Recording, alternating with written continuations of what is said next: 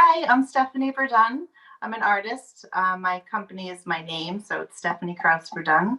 I specialize in hand-painted ceramics and stitched mixed media paintings. I do some illustration for clients around town, special projects and things like that. So that's me.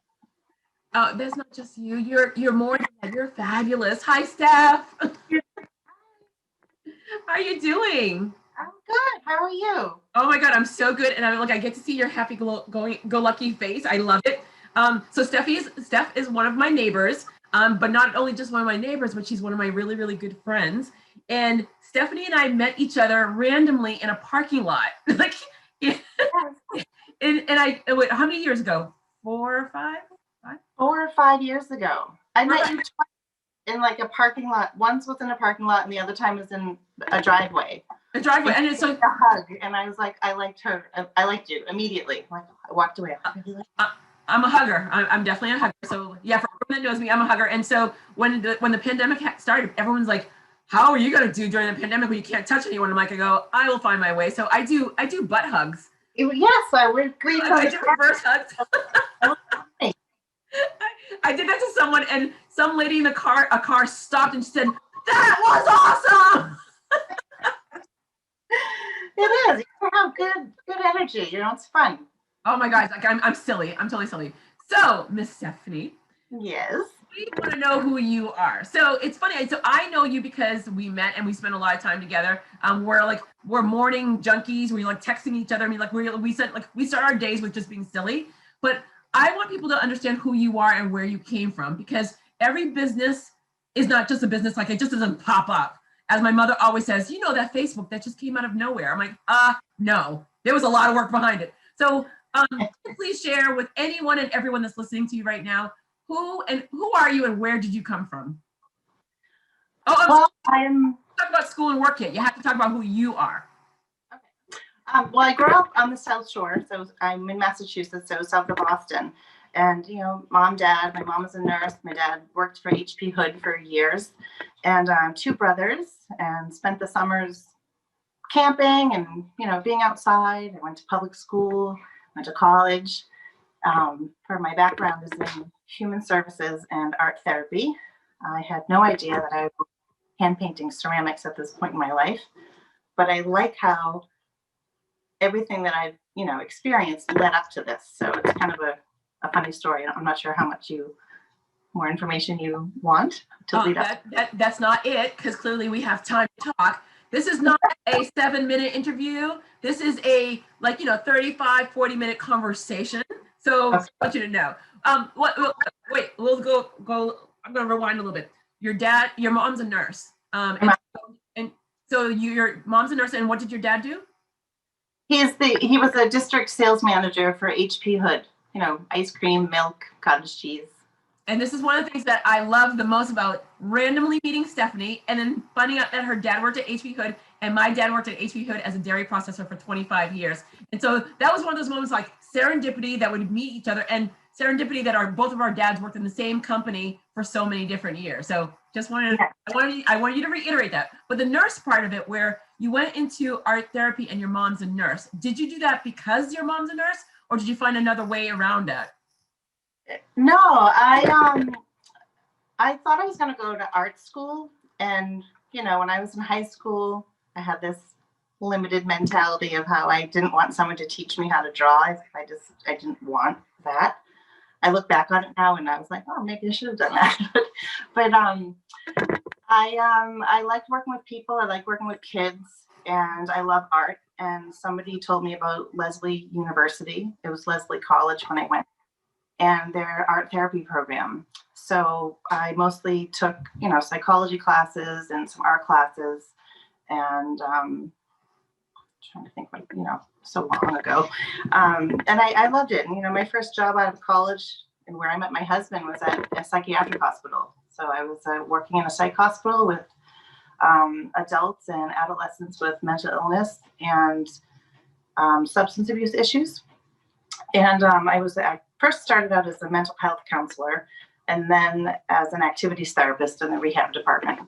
And I worked there for a few years, and really loved that experience. Like, you read textbooks and you see all the details of, what mental illness is, but you get there and you see people who are exhibiting, symptoms that you've seen in a textbook, and they're just people. They're like you and me, and I love that part, and I liked connecting to people that way. After that, I think I moved to New Hampshire. My husband was a coach, and we were up in Keene, New Hampshire, and I worked part-time at a fabric store. So I fell in love with pattern and design, and I helped people select wallpaper and fabric for their homes. I love that. When we moved around several times before we settled here in Marblehead. I think we're living in Canton or maybe Sharon, and I worked at another paint and decorating store. Again, my love of color like reappears, and I'm around wallpaper again. I loved it. And then I'm trying to remember my whole timeline. I just knew that I loved that part of design in my world. And I'm working with people, in the public, sort of in the retail industry, learning, communication and how to place orders and take an order and write, calculate yardage. So yes, I'm terrible at math, but I still remember how to calculate yardage for panels if you want 2 curtains in your house. All right, so one, whatever you're touching, you're making noise, and I want to hear your voice. So stop making noise, whatever you're doing. I don't know. Can you hear me? I can hear you. But I want to make sure that other people can hear you. Okay. So you go. You're in mental. My words. You're in mental health care. You're working with people. You're good with it. You're realizing that everything in the textbook, and usually textbook versus real life, dramatically, it's always different. Yes. The whole entire concept of reading the book versus watching the movie. And then you go into retail. Why didn't you continue with mental care when you moved in different locations? You were already there. You had already gotten the degree. You had already had experience. What was it that made you want to leave it? Is it just because you couldn't find that job, or is it because you just were not into doing it? Like, can you give me a little bit of explanation there? I think I started to lean towards wanting to teach, like kindergarten through 12th grade. So when my husband was coaching at Franklin Pierce College, I had the opportunity, because if you work there, you get a discount on your education. So I went to get certified to teach art kindergarten through 12th grade. And I believe that I took all of my experience from the mental health hospital and just, apply that to everyday life. You can, just do it with anybody. You're counseling, you're a friend. I'm a mom, I'm a sister, I'm a daughter. So I feel like all of that I learned there applies to my life now. Mm-hmm. And I do remember when I think I got laid off at the hospital. I think it was like in the early 90s when healthcare systems and insurance companies took over, and you really only had 3 days to get better in the hospital. And it's really not enough time. There has to be continued care outside the hospital. And I remember being annoyed by that. You can't really just fix somebody with medication. It's I believe it's a whole encompassed world of socialization. Can I just pause you for a quick second, just because I want to ask you a question? So at the time, and that was in the 90s, healthcare was mental health care. The stigma was huge. No one ever talked about it at all. Right. And that was 90s, and still right now people are starting to open up about it. So literally pretty much 2 decades have gone by. What do you believe was a reasoning why people felt that mental care was not seen as important? If I if I go running and I'm I hurt myself, I'm going to go to the doctor. If I have a situation where my car is broken, I'm going to go to the mechanic. Why has mental care, in your opinion, have my God, I'm not verbalizing, you know what I'm saying? but why has it had such a negative stigma for so many years? But yet there's art therapy and there's yoga and there's Rika. There's all these other things that help with mental care. So, I mean, do you have any thoughts on that? I don't know. I don't know if it's, preconceived notions of what you've seen in the movies, like One Flew Over the Cuckoo's Nest, and you just have this vision in your head of like, that's the only way that they can get help is being in a hospital. And I think he had a lobotomy or something at the end. And I don't believe that. I feel like you have to have a circle of help, with your physical health, your emotional health, your spiritual health. And you can't really do all of that in a psych hospital. You can address, maybe you're addressing the medical part. Maybe you need a balance out in your medication, or maybe you didn't even know that you had a problem, and maybe you've been enlightened and redirected. So did I answer your question? I feel like I'm going off on a tangent. No, you did. I mean, like, well, you piqued my interest. And I always say to people where, I mean, I could ask you a lot of different things. I go, but when you pique my interest, I just want to learn a little bit more, because I mean, we on our personal lives, we've never talked about this at all. I didn't even know this at all about you. Oh. This is what I love so much about these conversations, that I'm getting to know my friends and family that I think that I didn't know. And so it's right now, because it's just so in the forefront, that people keep throwing out PTSD with the fact that the second we go back into the normal concept of getting on trains, going to work, being in the office, someone's sneezing and coughing on a plane, you could see people up. And so that's going to be that, or at least I believe that it should be in the forefront of taking care of all your mental care, being in the house. Some people just can't handle being in the house in that the tight surrounding. Some people are leaving the cities and going to suburbs. So with all that's going on, and with the stigma, and with mental care in the stigma, that's still a stigma in smaller rural towns, huge stigma. So I didn't know you were in it, and yet you're doing all these different things that lead into helping people really be happy. I didn't know if you had those conversations with other people.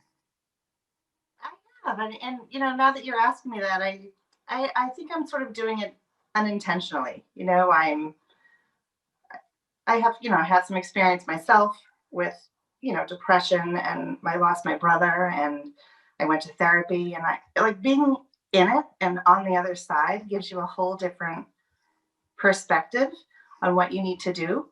And, as sad as that is that I lost my brother, it's really opened up a whole new world for me where I can connect with other people who have been through loss. I understand what that feels like. I know what it's like to be a sister who lost a brother, or a child of parents who lost a child. And I think, and I talk about this with my mom sometimes, that, it's horrible, when a child dies. And I think my mom would say the only thing that ever made sense to her was that she could connect with somebody else. And I feel like that's what this whole thing is all about, right? Just connecting. And how do you move forward in something like that? So this, my little world of creating designs, and I actually implement a lot of my, I don't know, like personality and my experience in my designs. I like hide things in my artwork that are related to my family. I have games that you can play in my work because I hide the letter K, because my maiden name is Krauss, so I hide the letter K in my work. I People get irritated that I do that because sometimes they can't find it, and that's okay. It's okay that you can't find it. And that's another. I'm sorry, I'm going off on a tangent for a second, but that's why.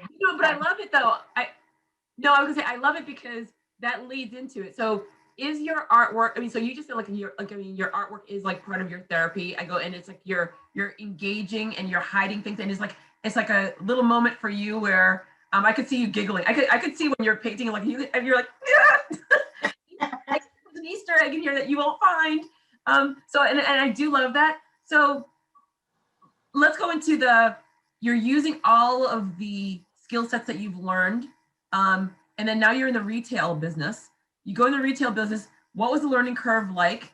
And did anything in their past bring you to that point? And also your family, what were they thinking about? Like, let's get this straight. You went to school, you have this degree, you've been working, working in the medical field, and now you're moving on to retail. Like, what's going on here? So what was it support? Was your family supportive, or were they? Oh yeah, they're Okay. always supportive. I mean, at the time I was in retail, we were living in New Hampshire, and then we had moved back, south of Boston area, and I had a retail job too. And I also, I got pregnant, and I was trying to find time, a little bit of time to work, and then time to be a mom. Mm-hmm. And then it was too much. And then I didn't do any retail, and I just focused on being a mom. And that's how my art studio came to be, because I wanted to be able to do something, for me, and also, make a little money. And I started art classes in my house. So that's a whole, and then it keeps evolving. Like, as we talk more, I'll tell you how it got to be.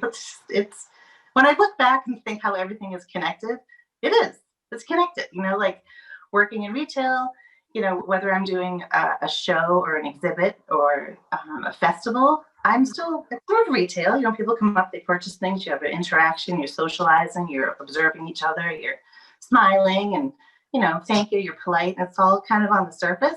Mm-hmm. But then I know inside, something makes them happy when you buy something, it's colorful, there's pattern on it.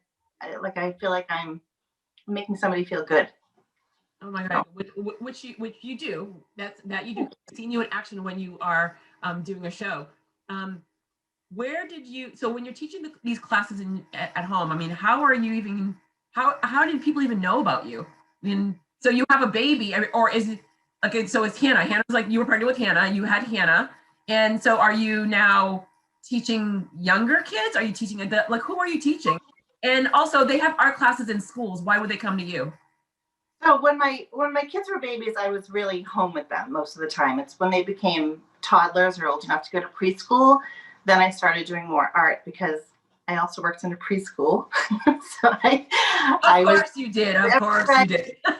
The kids went to preschool, and I was compensated for them to go to school, and I got paid because I could be the preschool enrichment teacher. So I started doing art with kids in preschool.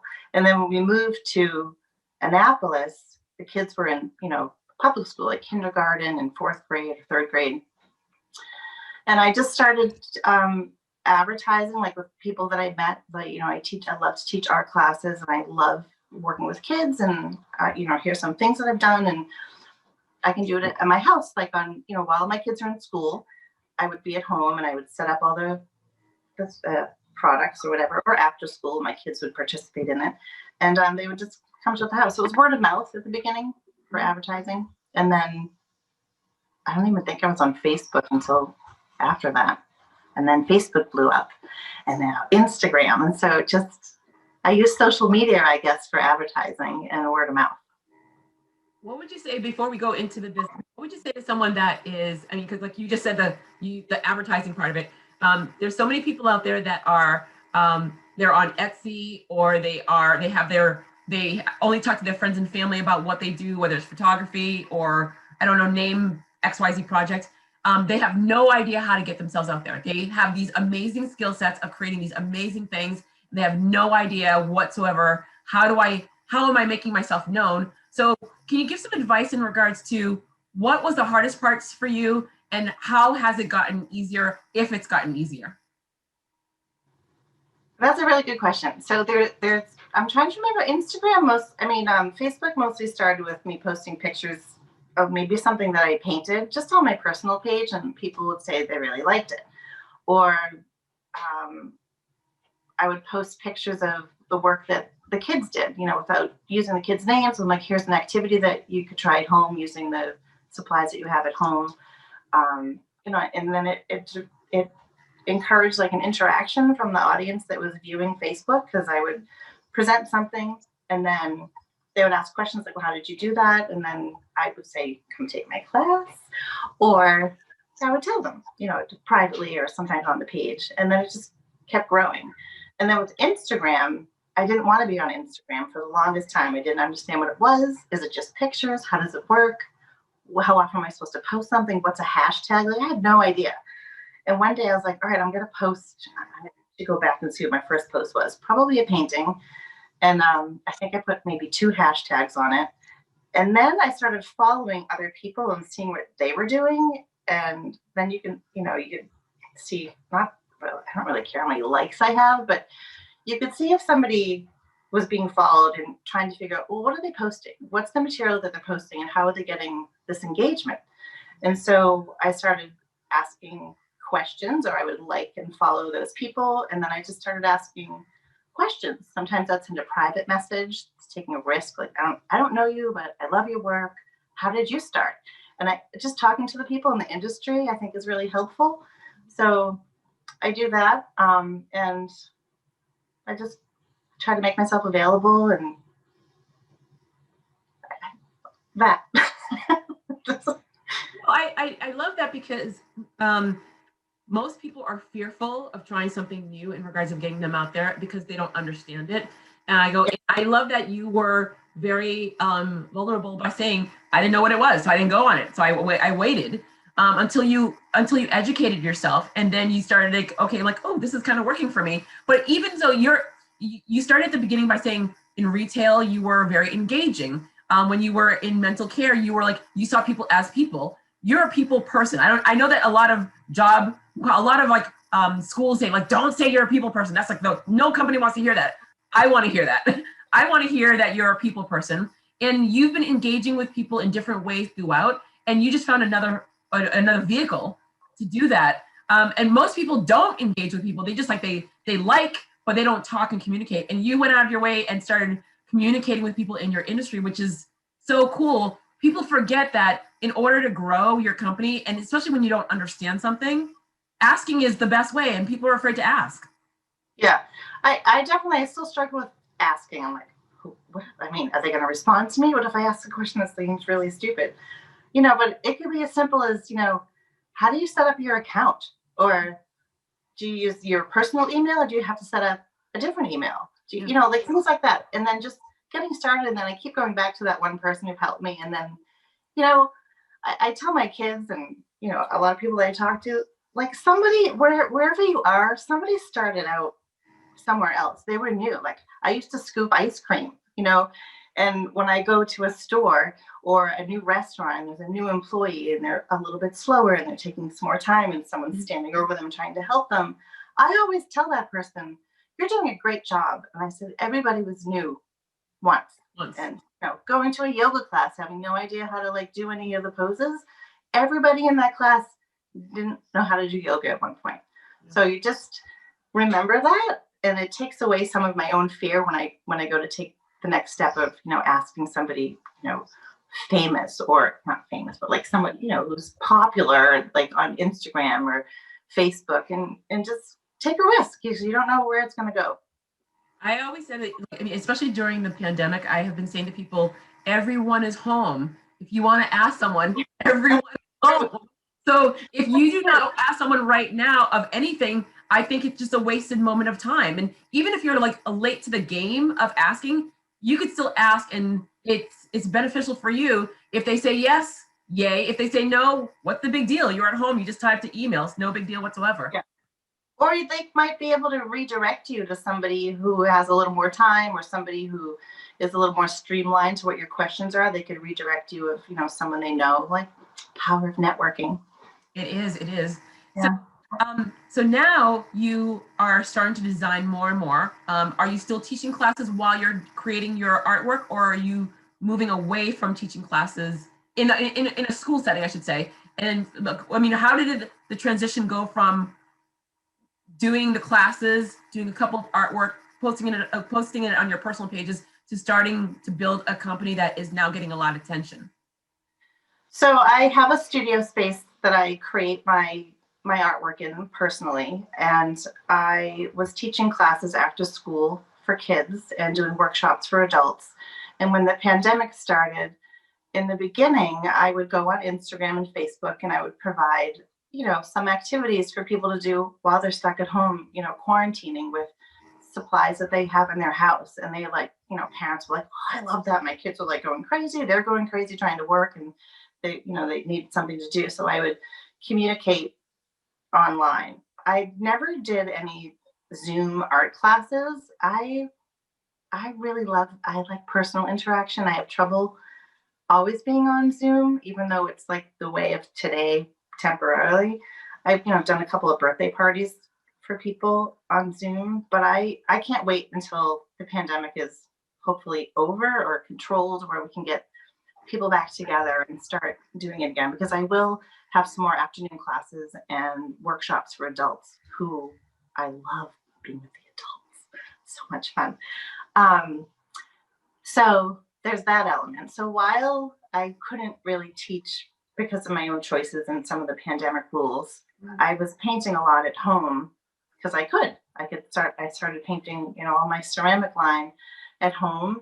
And then I would go over to the studio and clear dip it and, then get it fired. So. Okay, wait a second. So I know. You jumped in, but I'm still missing an element. So I didn't want to interrupt you, but now I'm totally interrupting you before you go too far. Before you go to the rabbit hole, I'm going to interrupt you.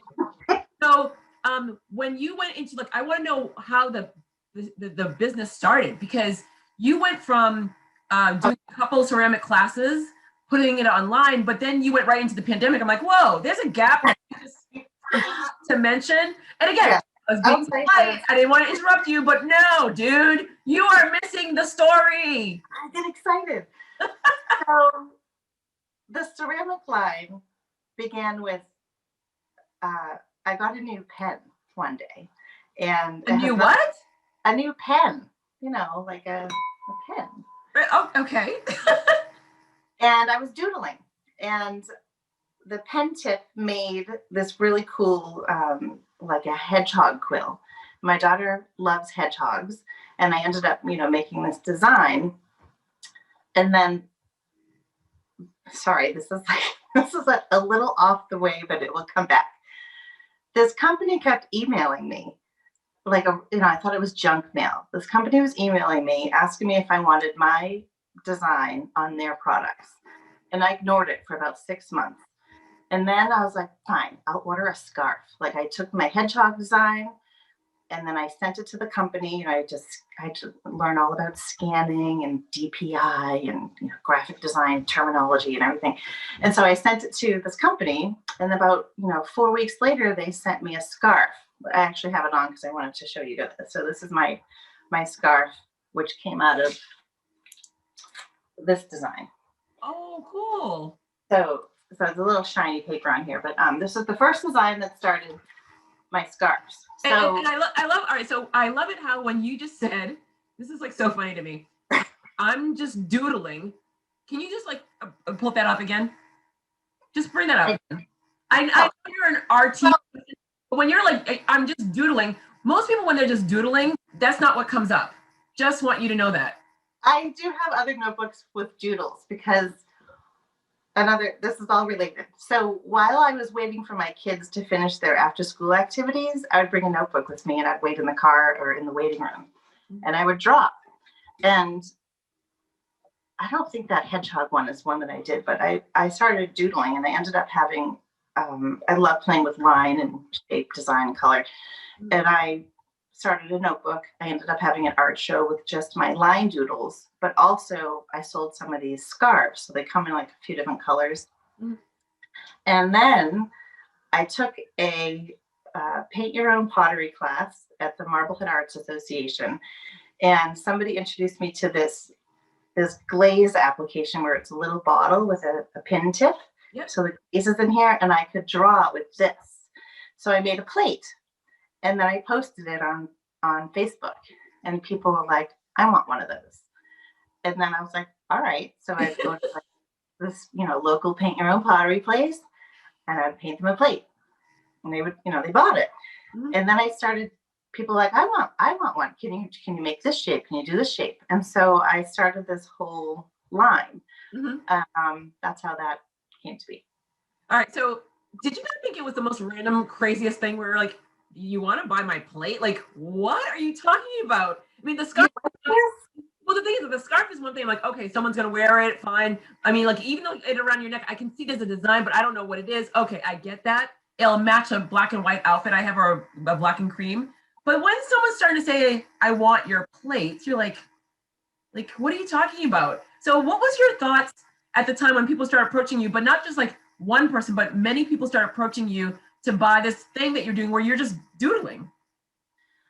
Well, I was flattered and excited and thought, this is crazy. Okay, I'll make you some plates. And then I would like do some festivals, and I'm like, I'm gonna bring some to the festival and just see, I had like 10 bowls and see if they sell, and people love them. And it just kept going. It just kept going. And then I've now sort of simplified some of my designs, because in the beginning they were really intricate. And because the demand is a little more, I'm trying to simplify things to save a little time, but not compromise the design. And now, of course, I'm trying to explore other options of how I can get my designs like on a whole bunch of plates, like at, Target or something. So that's down the road, but it's in my brain. I'm thinking about it. No, all right. So I love it. So you said at the very, very, very beginning, I never thought I'd be right where I am designing plates and scarves and art. Like you just never thought about that. There are so many people right now that have jobs, but they've been working at home, and they just sort of like, they're just thinking, there's something that I really love doing all the time, and this job is not it.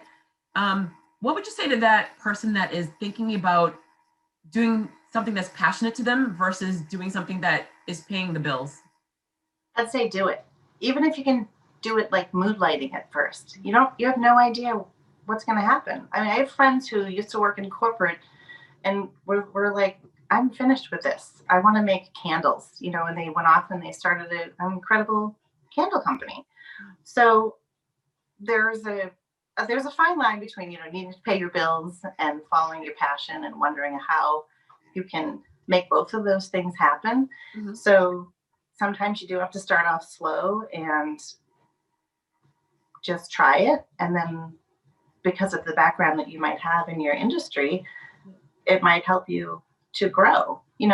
If you want to make something, say you're a really good baker, maybe you want to make cookies or pies, bring some to your corporate meeting, send them in the mail to somebody, send it as a gift. And you have no idea like what kind of response you're going to get. And then you have to learn, all the ins and outs of how to have a cookie business. Well, there you go. And that you just led right into the next question in regards of how you just went down the path of what you've done in your entire career. Running a business was not part of that. That, like, everything you talked about had nothing about running a business. So as a small business owner, what was the learning curve like? Because the passion and enjoyment of making the bowls and coming up with creative ideas is one thing, but running the business, I mean, yes, you worked in retail. You dipped into that a little bit when you talked about like you worked in retails, you knew how to like sit there and like, take orders, etc. But now it's all on you. It's not, there's no like big company overseeing what you're doing.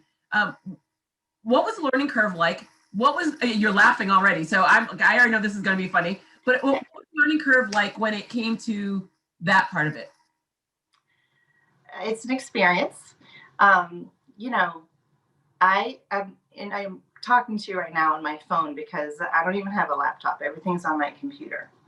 I don't even use my computer enough to like set up systems like accounting books or whatever. Everything in my house, I'll send you a picture later. My dining room table last week was filled with a little pile of order forms. Here's a pile of receipts. So it's very old school. Everything's written down in a book. So that's a learning curve for me, figuring out, what items need to be taxed, because some items don't need to be taxed, and then sorting that out. And again, talking to people in the industry, I'm like, well, where do I go to find out like how to like, get a business certificate, or like, where do I go? And you find people, you just start talking to people and then you find out. So my goal this year is to figure out QuickBooks or some kind of system so I can save my time and be a little more efficient with my order intake. That was one issue. Advertising. So I was nervous. I'm like, oh my gosh, do I have to spend like a lot of money? Like, how do I have to like, advertise in a newspaper or one of the like local magazines or something. And I'm like, I don't have, that amount of money right now to spend. So I went to Facebook and Instagram because I don't really have to pay for those things. And that helped. Package design, that's like a whole new thing. Like you want your product to be displayed nicely. For a long time, I just had a little brown paper bag with some tissue. I figured out how to print out stickers. So I have my hedgehog sticker on a bag. Then I started figuring out, I saw tissue paper. I was like, oh, I could custom make tissue paper for my packages. I got tissue paper made. And then most recently I got tape. So excited. So I sort of like learn as I go along. There's no magic potion. I could probably save myself a ton of time if I talk to more people, but this is what I'm doing now. It's working, I guess.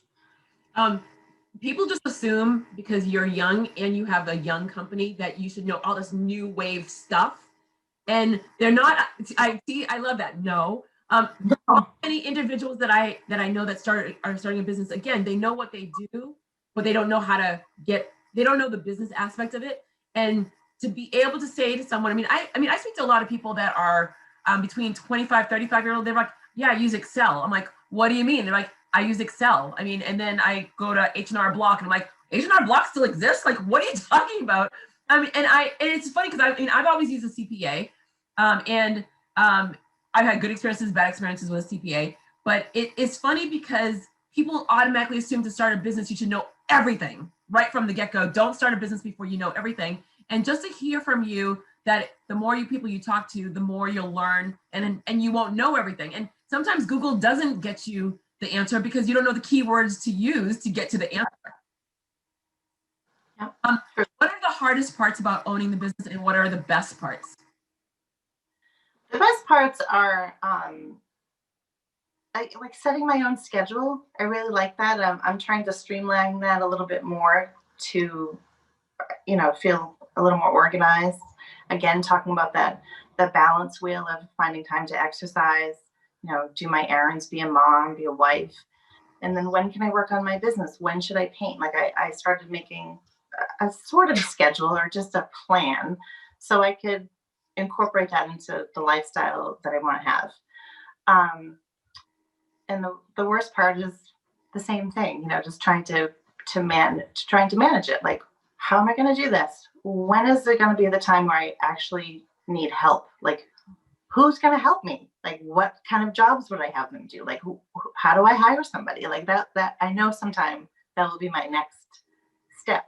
Because I'm like, how do I teach someone to paint my style on pottery? But maybe that's not the job they do. Maybe they help me with packaging or like, putting all the stickers on the bags. Like my kids have helped me with that. So I think it's both, setting the schedule and keeping the schedule. It's like the hardest part and the best part. I think that's like one of the things that people just are trying to do everything all at the same time, and then they get so overwhelmed. And when they get overwhelmed, they just like, I don't want to do this at all. This is not what I signed up for. Keeping a schedule keeps you sane. Yeah. And I think that also when you say I don't want to do that part, I'm terrible at math. Ask my mother. I can do some math. I love geometry. I can do shapes, that kind of math. But I'm not good at the other kind of math. And I generally can figure things out, but that would be someone that I'd probably hire. Help me with my numbers. So take that. Yeah, I'm a big fan of delegating those things out too. Big fan of that. And mind you, when you find that person you can trust, it's a game changer. You find that person you can trust that loves doing what they do best, and they're going to do it for you. Yeah, game changer all the way. When the pandemic started, months and months and months and months and months ago, what did that do for you? Because now this is where you started talking about it a little bit more, but you're no longer able to have people in your studio. You're no longer to have live classes, adults or children. How were you able to keep your company growing? And what did you add?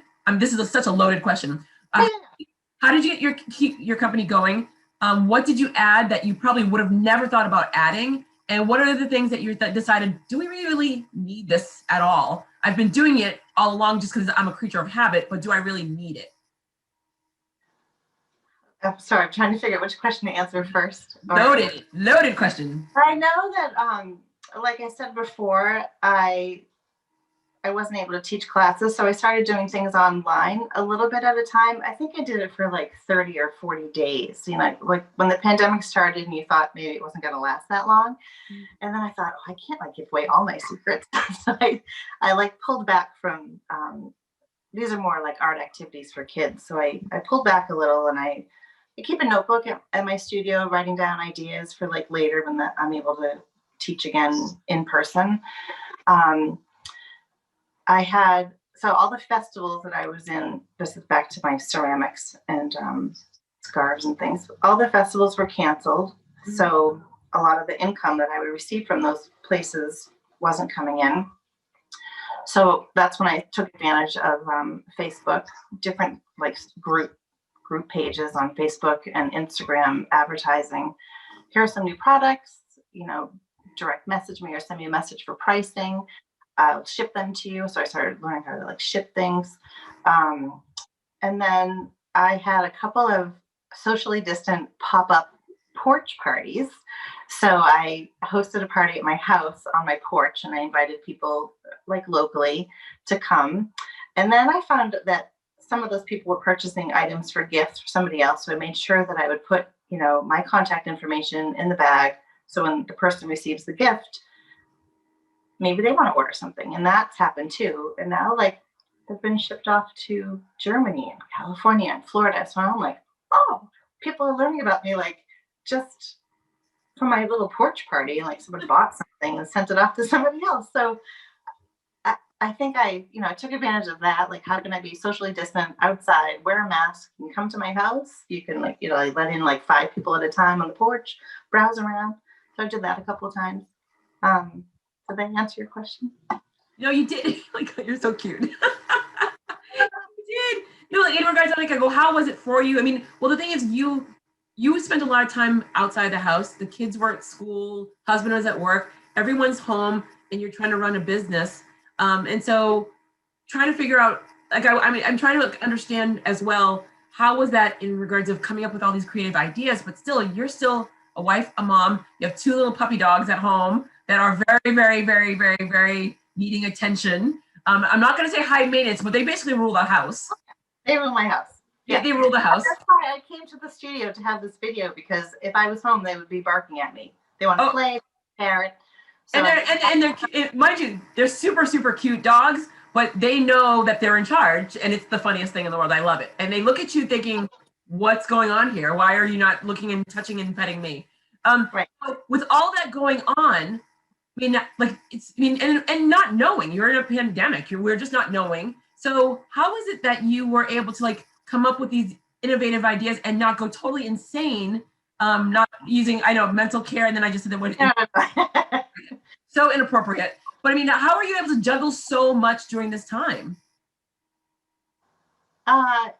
Sometimes I ignore everybody, shut off the phone. Like, I really have to set time. Like, early in the morning, I love people are still sleeping, so I don't have so many, like, I mean, my kids are older now. I don't have like a ton of parental responsibility as far as like getting them up and feeding them breakfast. Like, I get up early, and so I paint early in the morning. And because I could be home and my products were at home, I could paint at home. But now this year, I was like, I got to get everything's taken over my dining room. Like, there was stuff all over the table. I'm like, I have to, bring this over to the studio. So I have all of my ceramics over here, and my paperwork, my orders and my finished products are still at my house. So I think just, finding a balance of when I can work, where can I store everything, when can I market things. Sometimes it's like a random time of day, like maybe I'm in bed, like I'm ready to go to sleep. I'm like, oh, I could post now, like it's quiet, I can think straight. Or again, waiting to pick up my son at school, sitting in the car. It's like finding these little moments where it's quiet when you can do one thing that might make a difference. I love that you just said that, because this is one of those things, and you're giving out all these little tiny nuggets of gold. People just assume that I can only do it this time. And yeah. Like, no, I don't. You don't just have to do it this time. It's whenever you have time. We've had all this time, and people are going to go back to a new normal, whatever the new normal is, and whatever it is, you're going to go back. And so using your time efficiently is what I'm hearing the most from you, because people are just like, if I don't do it here, I can never do it. If I don't work out, I'm like, if you have 15 minutes, you can just go for a 15-minute walk. Or when I worked in the media, if I knew it was going to be a really heavy day, I would take the elevator to the top floor and then just go down the stairs. And I'm like, you know what? That counts. I mean, it's just, I will take it because I don't have time to go to a gym or things like that. But going down the stairs and going back up the stairs and going back down and then elevator, that was my workout, and I will take it. The other thing about working for yourself is, like we just talked about, setting a schedule.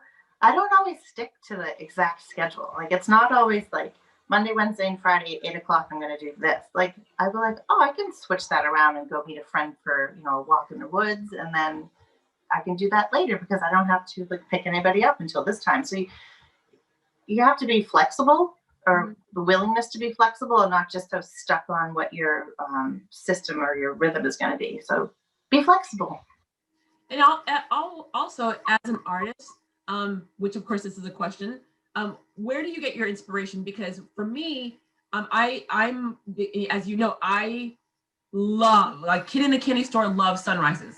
I mean, wherever I go, anywhere around the world, when I'm at hotels, the number one thing I'm like, I need to be at the top floor and facing the sun where the sunrise. And they're like, okay, because I live and breathe. So if I can't be outside seeing it, I need to see it outside my window. It is what fuels me every single day, is the sunrise. And so what fuels you? What inspires you? You're being an artist, trying to be creative. And I mean, you're coming up with patterns all the time. So how are you seeing the inspiration, and where is that coming from? So I know you probably saw this post, but I love walking outside, and in the winter, all the leaves are gone. And I find, and everything's sort of gray and, black and white, and everything for me, even though it seems like dull and gray, there's so many little details. I make myself stop and like, I look at things and I examine like the way a pattern is, like the way the tree branches are moving, or like, look at these leaves that like assembled on the ground, or tiny little rocks, or a woodpecker in a tree. Like, look at all those feathers. Like, just, I take a lot of photographs like you, and I'm inspired obviously by nature. And then, this is funny, but I love packaging, like tea. Like, if you go to Whole Foods and you look at all the tea in the aisle and all the different packaging, like, somebody came up with that idea. I take pictures of really cool labels. I love watching the graphics at the beginning of a movie, like how they list everybody's name, in the movie introductions, like Catch Me If You Can, such a great intro. Obviously artists that I love, like Henry Matisse, and children's books, and everywhere. So designs are everywhere. Food, just shapes, color, wallpaper, fabric. Well, it's great that you said that, because I recently did a reading of my children's book to a bunch of kids. So it was like a school district. There was like 75 families that were on this line, which was like so super sweet and awesome. And one of the little kids asked that. They're like, "Where do you get your inspiration?" And I'm like, "Oh, everywhere." It's like, I really am a kid in the candy store, where everywhere I look, whether it's inside, outside, everywhere I look, it's inspiration. And yes, I take so many pictures. I mean, I'm creating content in my mind all the time, and sometimes I'm storing it for later. Sometimes I'm using it right now, but it's fun. I mean, as a creatives, we don't turn off. We just don't know how to turn it off, because you know when it's going to come. And so I love seeing some of the things that you posted in pictures, and then I see one of your arts, and I'm like, I know where she got that. I get so excited, because like, I feel like I can't do what you do, but I love knowing the process of how you're doing it, which is like a lot of fun. I mean, even like just that pen where you show pictures of that little pen that you use, where before I just thought, she does that with a paintbrush. I go, that's tedious. Like, oh my God, that's the worst thing in the world. Not that someone designed that pen that makes your life that much easier. And it makes it a lot more fun that you can design without, oh, there's so much ink here, there's so much there. Like, it's fun. It's super fun. Yeah. All around. Who is your perfect customer, and where do you see your company going in the future, or where would you like it? I'm talking, change that. Who's your perfect customer, and where would you like your company to go in the future? And you teased that a little bit at the very beginning, but it was just too early. So now I'm ready for that answer.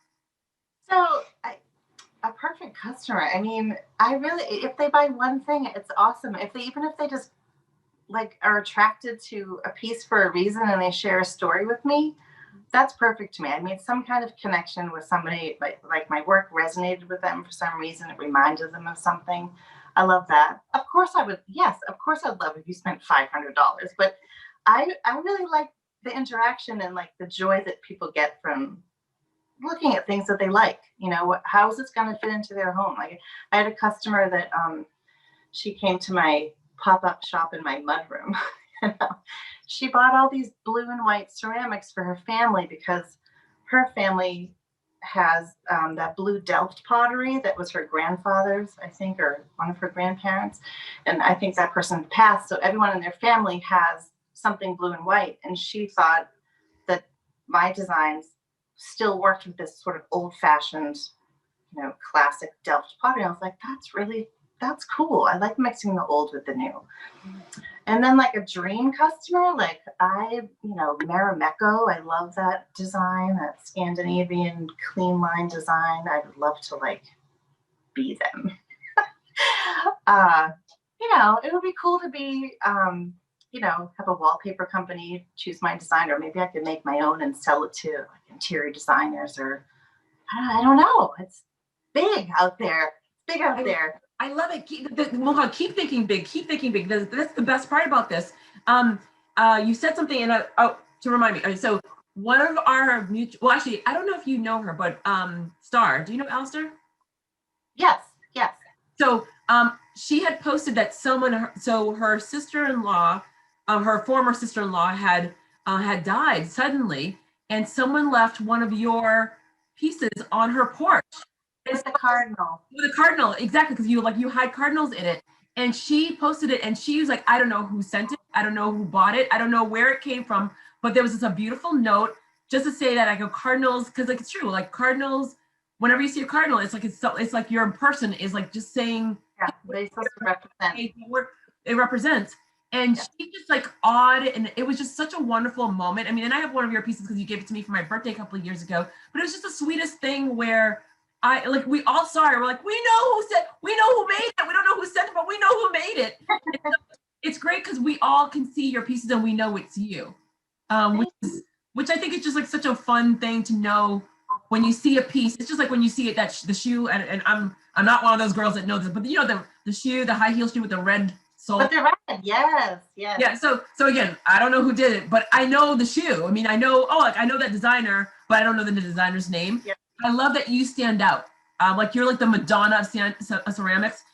In this very large group of individuals that we see your designs and we know it because, and even I knew it before I met you. So before I even met you, I would see it all the time. I'm like, oh yeah, that's like really cool. It stands out. There's something about it that stands out. So it's very, very unique. So I do love that a lot. So thank you so much.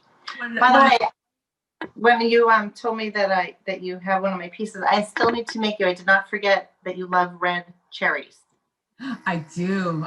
So I love cherries. But when I was in kindergarten, and I don't know why, but when I was in kindergarten, I have a picture of me in this little tank top, and this little tank top has cherries, and I literally buy outfits with cherries on because it really reminds me of that moment. So I have this beautiful blouse, funky blouse actually, and it's like this thin, and you have to wear a tank top underneath it, and it has cherries on it, and it just reminds me of that picture so much that I love it. So yes, I do love. Yes, I look forward to that. All right, so my last question to you, because I know you have to go back to your life. Last question to you is: if you had a personal ask and a professional ask of anyone that's listening to you right now, what would be your personal ask and what would be your professional ask? Well, sort of similar to the questions that you asked me, I love to know how they started, like what kind of mistakes did they make? What kind of mistakes did they make? Do they grow from in their business? Like, what do they do wrong? Like, or, so maybe I could avoid that, or just to know that they're human and like, that's normal. And my big ask, what's the other question? A personal ask and a professional ask. Oh, professional. Yeah. How do you do it all? I want to know. I want to know the same things that you asked me. Like how do you get to that place? Like I don't know. Like Marimekko. How did you start? Like how did you get to be so big and beautiful and Crate and Barrel and making napkins and wallpaper and fabric? Like where did you start? Like I love those answers to those questions. All right, so we're clearly gonna. So it's Marimekko. Marimekko. Yeah, Marimekko. If you are listening, clearly Stephanie wants to talk to you. There, I want to talk to you. Stephanie wants to talk to you. Steph, thank you very much. Thank you very much for I've been begging Steph since I started this podcast. I've been I don't know. and she's like, I don't know. I don't want to do this. I don't want to. I don't know. To me, and I'm like, so You're so good to talk to. Thank you for your time. no, so thank you very much for taking the time to tell your story, but all of it and things that I didn't know. Again, I spend time with you. We talk all the time. We text all the time, and I love that there are things that I just didn't know about you, and so that makes me very, very happy. And I'm also very, very happy. Yes, I'm going to call this out. There was like a one time that I thought you were going to get teary. I do not get teary because if you get teary, I'm going to get teary. So that was one. No, it was hard. Yes. Dude, you pulled, I love you. pulled it together because We're not crying on the show. In my mind, I'm like, I go, holy crap, she's going to start to cry, and I'm going to start to cry, and I will be pissed. I will be so mad at her. So, way to go for rallying, for pulling it back, my friend. So excited. Steph, thank you very much, honey bunny. We will talk offline because we need to look. We're due for a morning power walk. Yes, please. Thank you so much. You're very welcome, honey. Take care. Thank you. You too.